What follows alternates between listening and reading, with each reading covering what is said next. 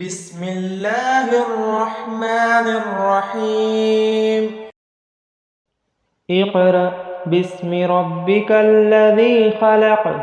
خلق الإنسان من علق اقرأ وربك الأكرم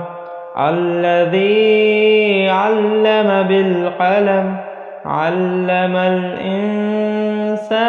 ما لم يعلم كلا إن الإنسان ليطغى أن رآه استغنى إن إلى ربك الرجعى أرأيت الذي ينهى عبدا إذا صلى أرأيت إن كان على الهدى أو أمر بالتقوى أرأيت إن كذب وتولى ألم يعلم بأن الله يرى كلا لئن لم ينته لنسفعا